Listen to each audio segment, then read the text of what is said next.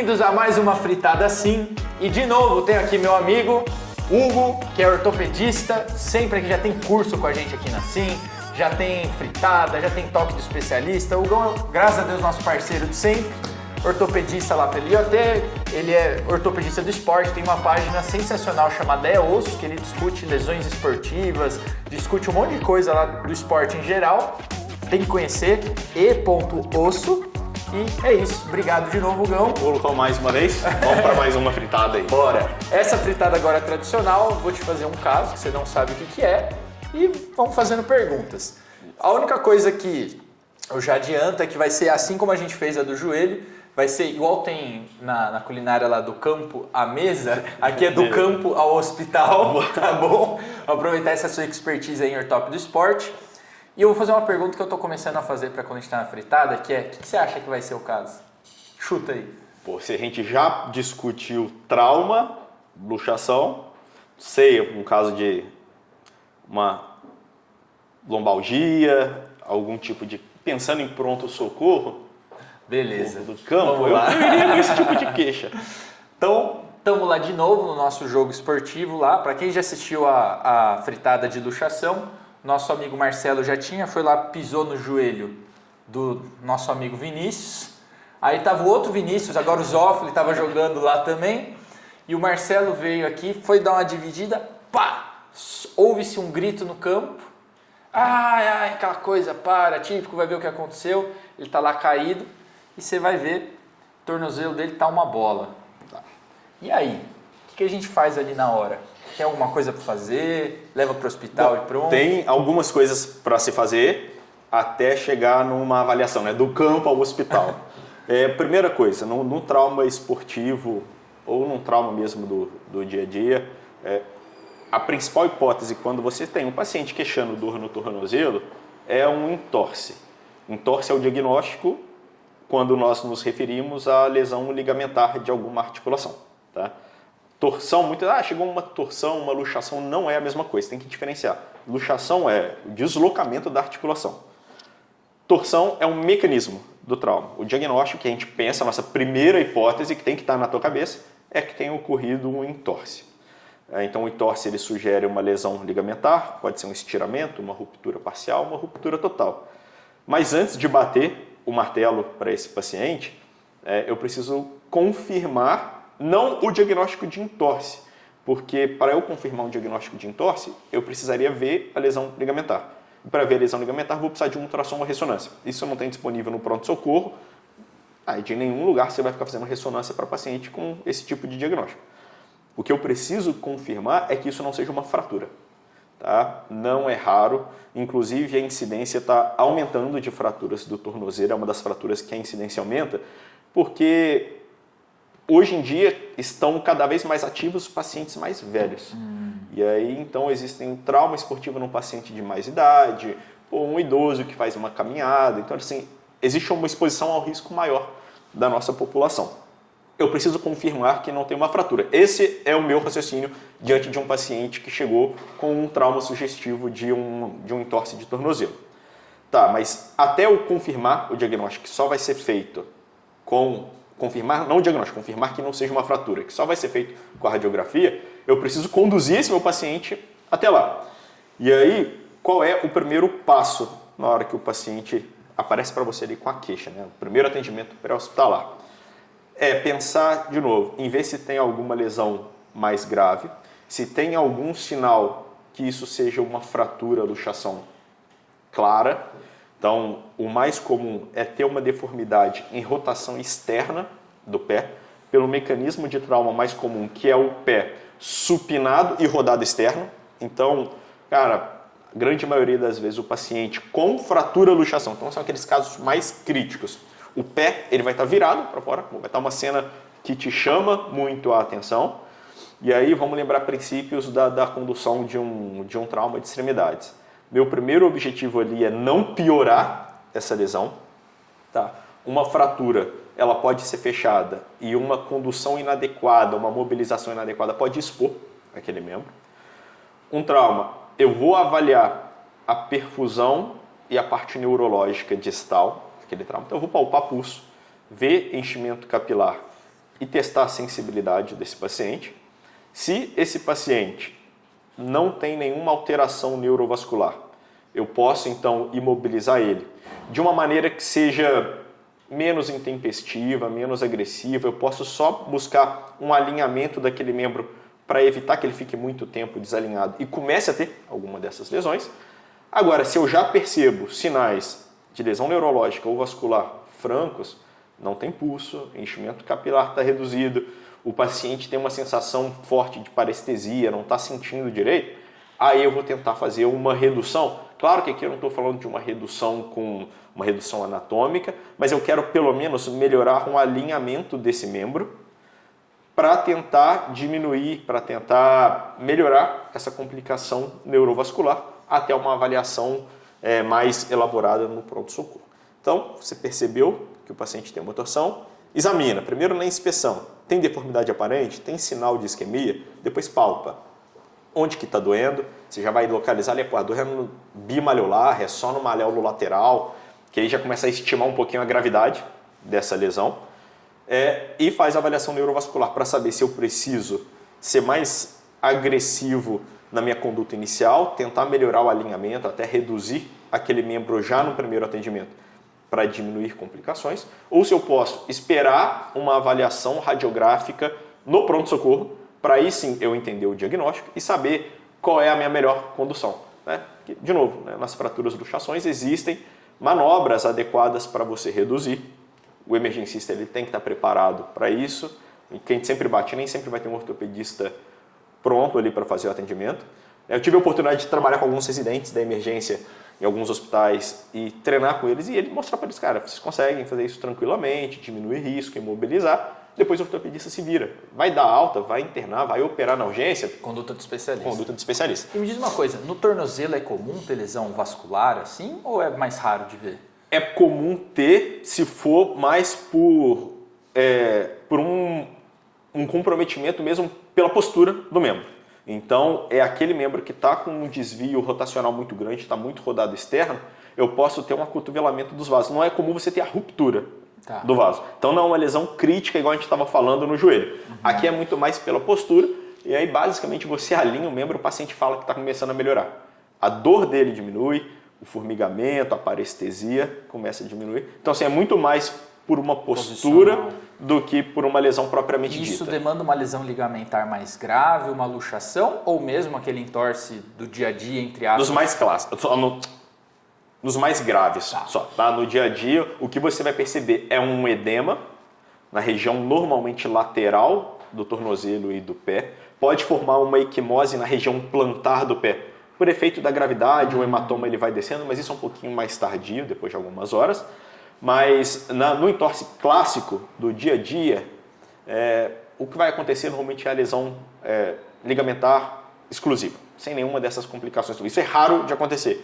É aquele raro, mas acontece muito, tá? Mas é raro. E aí você está atendendo o paciente com entorse. A princípio, nada trágico, nenhuma esse complicação. aí que você foi lá, você chegou, foi ver, tava lá aquela bola, mas o pé estava alinhado. Tá alinhado. Você palpou o pulso, tinha pulso.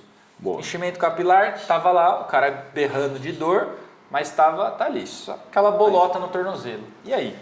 Aí vamos agora já recebendo esse paciente, porque assim, no pré-hospitalar não tem muito o que fazer, a não ser imobilizar um segmento acima, um segmento abaixo. Então você vai colocar uma imobilização a que você tiver disponível, protegendo o pé e a perna do paciente. Então você vai fazer uma imobilização como se fosse uma bota. Tá. Nele. Chegou no pronto-socorro. Mas só aí ainda no campo, você imobiliza com o que tiver, anatômico, para evitar piorar. E aí sempre chega alguém com gelo correndo. Vai mudar alguma coisa? Eu sempre recomendo, tá? Até esse cara. O gelo, ele vai ter um efeito vasoconstritor. Então ele ajuda em dois grandes pontos. Primeiro, ele controla o edema. E muitas vezes o que dói é aquelas partes moles edemaciadas, né? Porque a partir do momento que eu rompo algum ligamento, isso vai gerar um sangramento local. E esse sangramento, ele vai estendendo. E isso pode gerar muita dor para o paciente. Então o gelo, cara, a conduta clássica do trauma esportivo, né? Já chega um saco de gelo, vai lá e amarra no pé. Tá certo, tá, tem que fazer isso mesmo, pode Show, fazer. legal. O gelo, ele vai ajudar a controlar o edema, a diminuir, a levar uma vasoconstrição, então diminuir aquele sangramento local que está acontecendo. Isso melhora o prognóstico do paciente, melhora a dor. E ele diminui também a condução neurológica, a condução nervosa. O gelo ele torna mais lenta a condução, então diminui a percepção de dor para o paciente. Então isso também tem um desfecho positivo. Pode e deve fazer gelo, tanto no momento inicial, como na condução desse caso. A gente sempre recomenda fazer. Regra básica, 20 minutos, de 3 em 3 horas. Isso aí serve para qualquer patologia mais relacionada ao trauma. Tá? As lesões mais dor crônica, dor muscular, a gente prefere o calor. Aí eu quero o efeito de vasodilatação, de relaxamento muscular. Tá. No trauma, é uma dúvida muito comum. É gelo ou é quente que eu faço? Para dividir, não tem muito o que ficar pensando, trauma, gelo, dor muscular, dor crônica, lombalgia, calor. Resolvido. Aí chegou lá então, sem lesão neurovascular, sem deformidade aparente, sem nenhuma exposição ali, palpou o pulso, viu tal, tudo ótimo. Fez a sua tala, botou o gelo, levou para o hospital. Chegou no hospital, você está de plantão também. Você está lá no... Você está lá. E aí, é o multiverso. E aí? Essa sua nova versão vai receber o paciente. O que a gente quer ao atender o paciente com entorse? Cara, vários amigos meus me ligam, pô, torci o tornozelo. Você quebrou? Fez raio-x? Pô, fiz raio-x, não quebrou. Beleza, já fico tranquilo, a condução agora já passa a ser para o especialista, a reabilitação, quanto tempo vai voltar a jogar bola. Variável, vai depender de caso a caso. O nosso objetivo na emergência é quebrou ou não quebrou, ponto. Não quebrou, alta. Quebrou, avaliação do especialista. Se eu quero saber se ele não quebrou, tem um método prático, que é a radiografia. Tá? Mas eu recebi o paciente, alguns cuidados antes de eu já sair pedindo raio-x podem me ajudar a não comer bola nesse caso. Primeira coisa, vamos tirar a imobilização provisória. Tá? Eu tenho que radiografar, eu tenho que examinar esse paciente sem imobilização. Se for necessário um trauma mais agudo, faz o coxim com lençol, que não vai atrapalhar o raio-x. Mas para o raio-x, tira tudo. E esse, no caso do tornozelo, é lateral, medial e amarra também? E amarra também, mesma coisa. E qual é a avaliação? Então, eu gosto sempre de sistematizar minha abordagem nos traumas. Assim, todo paciente que chega com trauma de tornozelo, eu vou atender da mesma maneira, independente do grau de queixa dele, independente de qual tenha sido o mecanismo. Primeiro passo é a inspeção, ele já vai te dar alguns indícios. Normalmente, aquele cara que torceu, e se você olhar, você nem sabe que ele torceu, te sugere um estiramento, uma lesão de baixo grau. Tá. Começou a ter um hematoma, o paciente ele já começa a ter dificuldade em sustentar a marcha, a lesão deve ser parcial. Sugere, confirmação é só com ressonância. Aquele paciente com um edema franco, equimose, você olha, está um pão, o cara não consegue apoiar o pé no chão, provavelmente ele tem uma lesão de alto grau, ele tem uma ruptura de um ou mais ligamentos. Então esse já é um raciocínio, porque ali, quando o paciente vai embora, ele vai te perguntar quanto tempo, você consegue estimar qual é a gravidade da lesão. O paciente que já chegou pisando, está bem, você nem sabe se ele torceu de fato, normalmente a recuperação é rápida, 7 dias o cara está bem. As lesões intermediárias, então o paciente que tem dor, mas ele consegue ainda pisar, ele tem alguns sinais sugestivos de entorse, mas não é nada chamativo, deve ser uma lesão parcial, você já fala para o cara, é 2 a 3 semanas, é um repouso, não vai dar para jogar bola, não tem como. E as lesões de maior grau podem chegar até 12 semanas de afastamento de atividades esportivas e podem precisar de reabilitação. Então é aquela orientação básica na hora de chutar o paciente do pronto-socorro, de dar alta dele. Tá? É só para ele ter uma noção de estimar a gravidade. Mas olhei o paciente, eu vou começar, examinei, fiz a inspeção, vi se ele está pisando ou não, vou palpar. E a palpação ela não começa lá no tornozelo. Ela tem que começar perto do joelho, na cabeça da fíbula, estrutura lateral da perna, porque alguns mecanismos de trauma, você torce o tornozelo, a energia ela vai se dissipando pela membrana interóssea entre a tíbia e a fíbula, e ela vai terminar de sair lá no alto da fíbula. Isso tem até um nome clássico que é a fratura de mesoneve. O paciente, às vezes, ele só vai ter dor ou ele só vai ter alteração radiográfica na cabeça da fíbula. E é uma lesão muitas vezes cirúrgica e passa batido muitas vezes lá em cima. Lá em cima. Então você começa palpando a cabeça da fíbula. Se ele tem dor ali, eu já sei que eu tenho que radiografar a perna dele, não só o tornozelo. Na dúvida, a gente radiografaria a perna. Mas para um cara mais experiente, às vezes a gente não radiografa, mas se ele tem dor na cabeça da fíbula, raio-x. Vou descer, palpando toda a estrutura, né? Todas as proeminências ósseas da tíbia e fíbula. Eu posso apertar a tíbia na fíbula. Isso vai gerar uma pressão que pode abrir a sindesmose, que é uma estrutura que junta a tíbia e a fíbula lá perto do tornozelo. Na hora que eu aperto em cima, eu abro embaixo. Se o paciente tem dor no tornozelo quando eu aperto, é sinal de que ele pode ter lesionado a sindesmose. Então isso já vai me atentar para mais um diagnóstico. Desço a palpação, aperto a região entre a tíbia e a fíbula, palpo os dois maléolos e vou palpar também o pé desse paciente, especialmente a base do quinto metatarso. É muito comum a fratura, o Neymar teve 2 vezes, né? Teve uma fratura e uma refratura da base do quinto metatarso. É importante palpar porque você pode deixar de radiografar se você não estiver atento e deixar passar um diagnóstico. Esse diagnóstico, na maioria das vezes, é conservador, mas ele pode ir até ser cirúrgico, principalmente dependendo do perfil do paciente. Então, são essas estruturas que eu vou palpar. Cabeça da fíbula, fazer o exame da sindesmose, palpar os 2 maléolos e a base do quinto metatarso. A nossa avaliação clínica desse paciente e a nossa avaliação, né, de queixa do paciente podem formar para a gente os critérios de Ottawa, para saber, eu preciso radiografar esse paciente ou eu não preciso radiografar. Lembrando que nem sempre eu tenho todos os recursos disponíveis, eu tenho um especialista, então a gente tem que ter alguns critérios para oferecer, né, os recursos necessários para o paciente, nem mais nem menos. E nesses critérios de Ottawa, o que a gente vai levar em conta é a incapacidade ou não de carga desse paciente, se ele consegue pisar ou não, se ele tem dor na região dos maléolos, então até 6 centímetros, a regra é até 6 centímetros. Na prática, você palpa e vê até onde vai a dor, mas se ele tem dor até 6 centímetros do maléolo em direção acima da proeminência óssea, eu começo palpando na base do maléolo, vou subindo por até 6 centímetros, se ele tem dor ou se ele tem dor nas estruturas do pé. Navicular, que é a região mais medial e principalmente base do quinto metatarso, esses são os sinais significativos, os achados que me indicam a radiografar o paciente. Imagina que o paciente torceu, ele não tem dor na sua palpação, ele consegue andar, você palpa as estruturas do pé e tudo mais, e ele está assintomático nas proeminências ósseas, talvez ele tenha dor só na palpação ligamentar. Você vê que não é no maléolo, mas são nos ligamentos que você consegue palpar no entorno do maléolo, esse paciente nem precisaria do raio-x. Dica para a vida, radiografa. É difícil, você se resguarda, você, né, protege o paciente também. Na dúvida, radiografa. E na dúvida, uma articulação acima e uma abaixo. Trauma no tornozelo, pé e perna. Então, assim, esse é o jeito para aqueles que são menos experientes. Conforme você vai ganhando experiência, você consegue, às vezes, radiografar só o tornozelo. Se ele não tem dor no pé, eu não preciso radiografar o pé. Se eu estou na dúvida, eu radiografo. Mas aplicar esses critérios, principalmente pensando que muitos de nós trabalhamos com saúde pública, então a gente tem que oferecer o recurso necessário. Eu não posso ficar gastando recurso. E se eu peço exame que eu não sei ver também, eu estou fazendo diagnósticos errados, muitas vezes vem paciente para a gente, o cara acha que a fratura era uma fise de uma criança, é uma tendinite, é um esporão, então você fica gastando recursos desnecessários. Faz o raio-x para quem precisa e da maneira adequada. Descartou, tem fratura, ortopedista. Descartou fratura, vamos para o protocolo. Evoluiu o nosso protocolo de tratamento. Antigamente era o RICE, aí passou para o PRICE, o POLICE e agora já mudou para o Peace and Love. Então assim, está só evoluindo. Cada vez a gente quer ser menos, né, rígido no tratamento desse paciente e trabalhar com recuperação rápida. Eu estou falando muitas vezes de pacientes ativos que trabalham, que são atletas e que precisam voltar às atividades.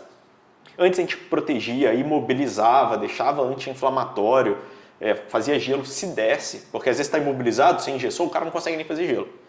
O que nós queremos hoje em dia é reabilitação precoce. Então a imobilização ela pode ser necessária para as lesões de alto grau, então aquele paciente que tem muito sintoma, eu posso colocar um RoboFoot, um AirCast, que é uma imobilizaçãozinha mais moderna, ou mesmo a tala, a clássica talosa para esse paciente, ou, principalmente nos pacientes mais ativos e de lesão de menor grau, liberar movimento. E aí o benefício da imobilização é para dor ou para lesão? Porque eu lembro quando eu trabalhei no exército, eu pegava muito entorse. E às vezes eu lembro que o pessoal falava, faz uma tala engessada. Eu falava, puta, não tem essa mão aqui. Eu ficava preocupado. Isso é algo para analgesia que eu seguro aqui? Posso segurar na medicação se eu não tiver tanta segurança? Ou putz, se eu não botar aqui uma imobilização pode ter risco? Para os dois, tá? Em lesões de baixo grau, ela só vai servir para dor. E aí a gente tem que lembrar que colocar uma tala não é nada inócuo. Tá? Já vimos casos de paciente voltar com TVP e com TEP. Você está imobilizando. Paciente obeso, tabagista, Então, assim, a mulher que toma anticoncepcional, sei lá, os fatores, vocês sabem melhor do que a gente quais são os fatores de risco para isso, mas existe essa possibilidade. Então, você tem que colocar isso na balança, inclusive, de imobilizar um paciente.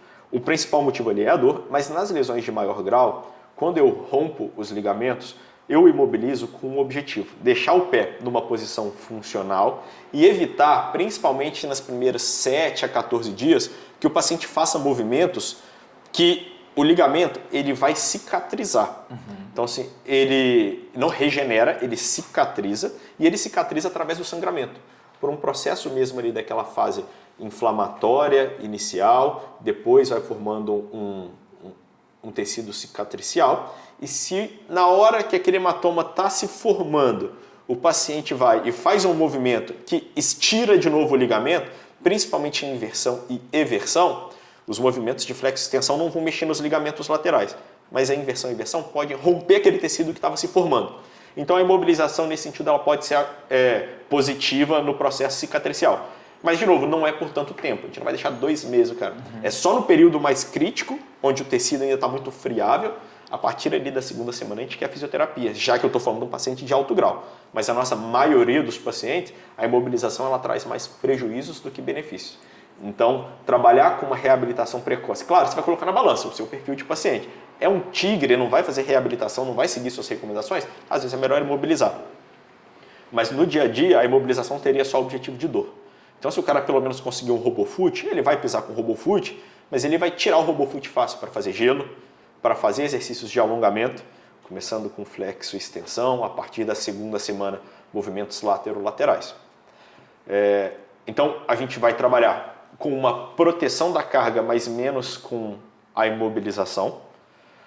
Então, P de proteção, o OL de optimal load, então carga otimizada, libera esse cara para pisar conforme tolerado. Ele pode colocar umas muletas se o sintoma for muito importante. O gelo continua sendo importante para aqueles 2 mecanismos. Ele diminui o edema e ele diminui a condução de dor. Então, sem dor, o paciente consegue reabilitar mais rápido. Elevação é importante. Manter esse membro elevado acima do nível do coração ajuda no efeito de gravidade a drenar o edema. E alguns cuidados de reabilitação precoce. Então, exercício para esse paciente, conforme tolerado, sem impor muita carga, ajuda. A vascularização que vai levar o exercício para aquele membro vai chegar mais sangue. Chegando mais sangue, eu tenho um potencial de cicatrização maior. Então, colocar esse paciente para atividades toleráveis num momento mais curto diminui complicações, acelera a recuperação e educar esse paciente, né? Explicar para ele, a sua lesão não é grave, não precisa imobilizar, vamos retornar aos poucos à sua atividade. A colaboração do paciente é importante pensando em reabilitação, pensando em liberar mais rápido o paciente para as atividades mais práticas do dia a dia dele. E um ponto importante, evitar anti-inflamatórios. Isso é o que mudou que eu ia te falar principalmente. Agora. Se eu estou falando que o ligamento, para cicatrizar, ele precisa do sangue chegando, ele precisa de um processo inflamatório, eu dar o anti-inflamatório, eu estou contrabalanceando o meu processo natural de cicatrização. Eu vou retardar, eu vou atrapalhar o processo cicatricial desse paciente. Então evite anti-inflamatórios. Está com dor? Analgésico. Está com dor forte? Não acrescenta anti-inflamatório, acrescenta um opioide. Tá? Muitas vezes o nosso paciente é jovem, o opioide não vai fazer um efeito deletério para ele. Então, assim, dipirona, paracetamol, tramadol, codeína, mas evitar o anti-inflamatório, que é justamente assim, acho que talvez a principal mudança, principalmente para o próprio ortopedista. Tá? O ortopedista ele já tem as receitas carimbadas, né? De dipirona e de diclofenaco, toma, alta, sai. Então, assim, a gente já trabalhava com isso, no entorse a gente tem que mudar. A gente tem que adaptar e agora imprimir várias receitas duplas de dipirona com tramadol. Evita anti-inflamatório, isso acho que é importante para todo mundo. Para os entorses, para a lesão muscular, estiramento, fisguei aqui minha coxa, o anti-inflamatório ele acaba atrapalhando o processo cicatricial. Então acho que a principal mudança na condução que quem está assistindo a essa discussão pode ter é evitar anti-inflamatório. Isso é total contra-intuitivo, né? Total para todo mundo, verdade, especialmente para a gente. Então, é intuitivo do ponto de vista fisiopatológico, mas contra-intuitivo de tudo que a gente fez a vida inteira, né? Exatamente, vai contra tudo que a gente sempre trabalhou, vale a pena e é importante para o paciente. Então, assim, os estudos têm mostrado, é uma evolução. A nossa preocupação muito mais em só se livrar do paciente rápido. Para ele é muito mais fácil, toma um anti-inflamatório e sai daqui, é muito mais fácil. Mas a longo prazo, em entregar valor para o paciente, a gente consegue está evoluindo nesse processo, principalmente reabilitação precoce e minimizar complicações. Isso que eu queria até entrar em mais detalhes, que eu acho que isso é uma dificuldade que a gente tem como não especialista, né? Eu acho que até a partir daqui, assim, cirurgia vai ser absoluta exceção, imagina, Exceção, né? total. Então, assim, o cara, a grande preocupação, vamos supor, estou pensando assim, estou num PS, seja ele qual for, seja SUS, com certeza, mas mesmo em privado, muitas vezes o cara não vai ter acesso ao ortopedista em alguns dias, né? Então, tem um gap até ele chegar no especialista que eu acho que a gente precisa cobrir bem.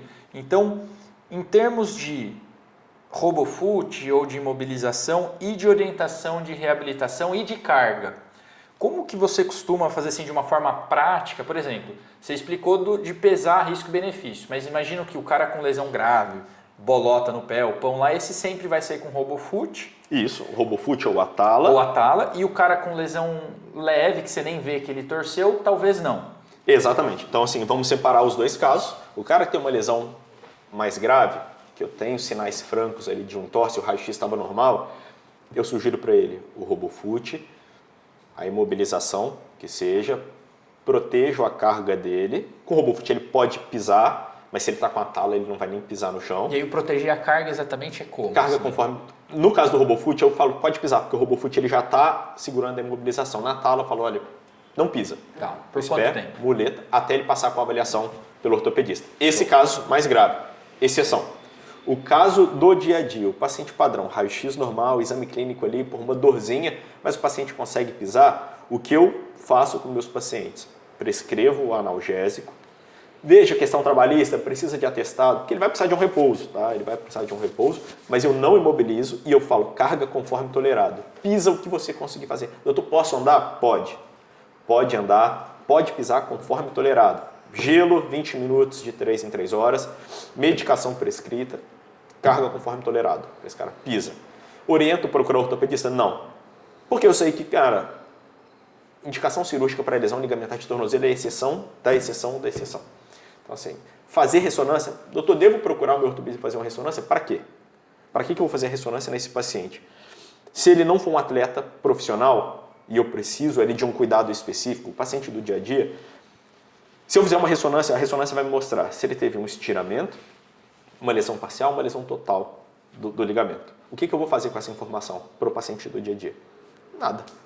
Eu vou operar ele, a minha conduta não muda para esse paciente. Então, para esse primeiro momento no paciente de lesão de baixo grau, eu recomendo carga conforme tolerado e o principal de tudo, paciência. Paciência, filho, torceu o tornozelo, não tem o que fazer. Tem que esperar. Ah, posso jogar bola? Filho, daqui a umas 3 semanas talvez. Como é que eu faço para ele saber se ele vai jogar bola ou não? Carga conforme tolerado. Começou a pisar sem dor, já começa a falar, velho, alongamentos. Pega um cinto, pô, joga na ponta do pé, puxa para cima, conta até 20. Finge que está acelerando o carro, conta até 20. Começou a fazer isso sem dor, na segunda semana, com um lençol, você consegue fazer movimentos para os lados. Está começando a fazer sem dor? Caminhada. Está caminhando sem dor? Trote. Consegue ficar na ponta só de um pé? Consegue ficar em um pé só? Consegue saltar de um lado para o outro com esse tornozelo sem dor? Aí você começa a corrida. Está correndo sem dor? Volta a jogar bola. Então é progressivo, cara. Vai voltando. É o famoso volta aos poucos. 2 a 3 semanas, volta aos poucos. Mantém dor, não está conseguindo progredir na reabilitação, procura seu ortopedista. Aí vale a pena você oferecer mais recursos para esse paciente. Show. Mas isso é exceção. A maioria dos pacientes, todo mundo aqui já torceu o tornozelo, todo mundo joga bola, todo mundo corre, sabe que vai melhorar, é paciência. Então assim, não quebrou o raio-x, a ressonância não é necessária. E a gente vê todo dia paciente voltar para a gente, doutor, passei, torci o tornozelo, fiz uma ressonância. O paciente já volta, até ele pegar o laudo dessa ressonância, ele volta para mim andando normal. Assim, pô, legal, você rompeu um ligamento aqui do tornozelo. Pode ir para casa, tá de alta, tá curado. Muito legal essa informação, mas não serve para nada. Claro que alguns pacientes podem evoluir com instabilidade de tornozelo.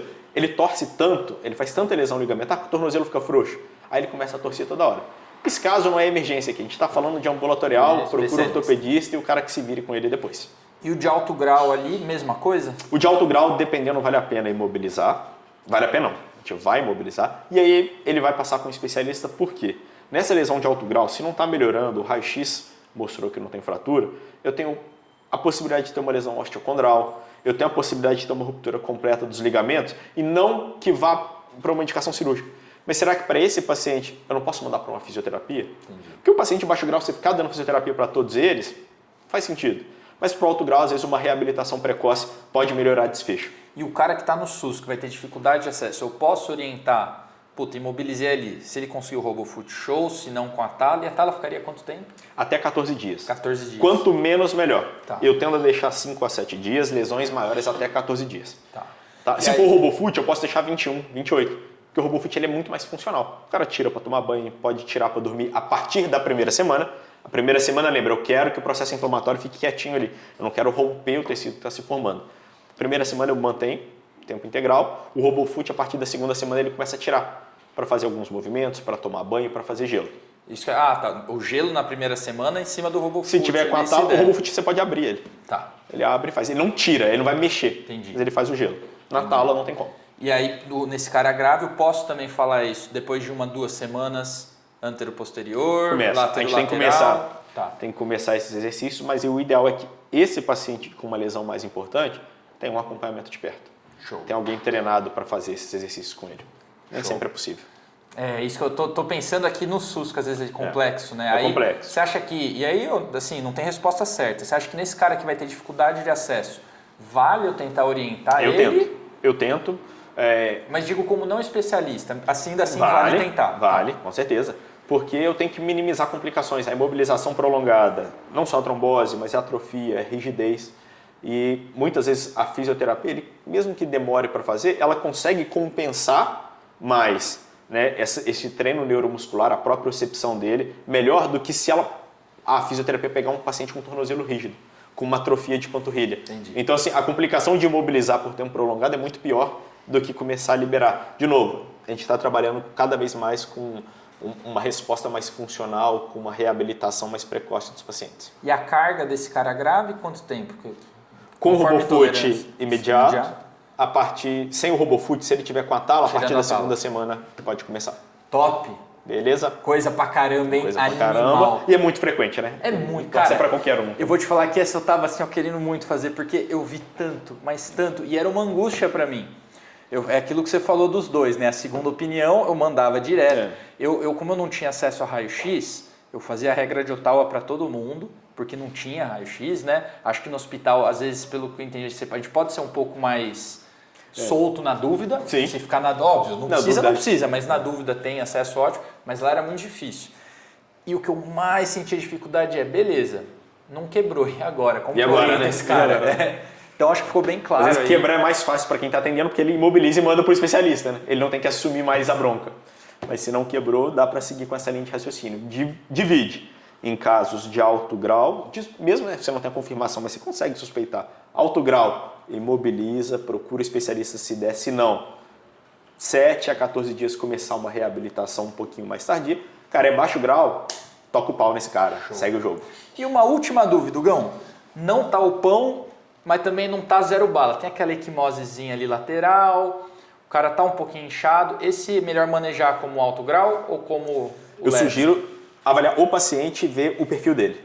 Tá, um paciente que você tem mais cuidado, que você não sabe se ele vai conseguir seguir, se ele vai entender que ele está podendo progredir. Então, alguns pacientes que a gente tem mais dificuldade na condução do tratamento conservador, às vezes é melhor você ter o cuidado de seguir mais uma lesão de alto grau. O paciente que está bem, que está interessado em voltar rápido, ele tem um perfil, ele não tem questão trabalhista, ele quer voltar logo para a corrida, vamos liberando ele mais rápido. O seu exame clínico você consegue, na palpação dele, aí precisa um pouco mais de treinamento, você consegue sentir se o ligamento, o talo fibular anterior, que é o mais comum, está lesado, o fíbulo calcâneo, o talo fibular posterior. Pela palpação, se você tem dor só em um, você joga para um lado. Se você tem em dois, vira essa questão intermediária. Essa sensibilidade aí demanda a maestria. É muita porta, é muito plantão. Mas dá, bem treinado, qualquer um consegue fazer esse tipo de avaliação. É mais um insumo para você colocar e saber que caminho você segue. Show. Gão, Nada. sem palavras. Boa. A mais Boa uma aula disposição. magna aí, animal.